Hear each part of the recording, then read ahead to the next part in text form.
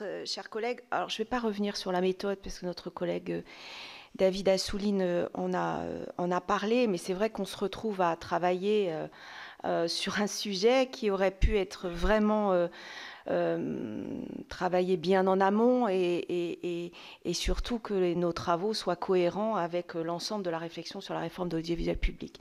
C'est des questions de méthode, mais c'est des questions de méthode qui nous poussent du coup à être dans des réflexions qui sont parfois un peu biaisées. Et je vais commencer par vous demander, Monsieur le Ministre, qu'est-ce que vous entendez par visibilité?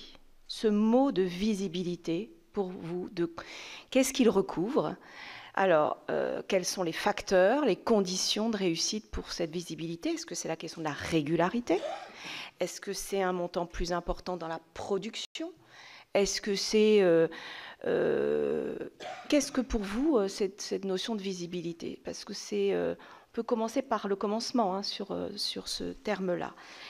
Et je voudrais, du coup, simplement ne pas vous dire qu'il y a aussi une dimension qu'on n'a pas abordée et qui me semble extrêmement importante, c'est la question de la mémoire, du patrimoine immatériel que constituent les Outre-mer. Et je pense qu'avec l'INA, que la disparition de France O pose cette question de la mémoire et de la sauvegarde de cette mémoire.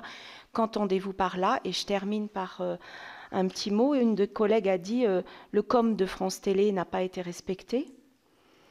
Du coup, comment faire demain pour que ce que vous allez inscrire comme étant les facteurs de la visibilité, c'est-à-dire de ce que nous, on aura considéré comme la mesure prise en compte pour que tous nos concitoyens puissent avoir cette visibilité-là, soit respectée.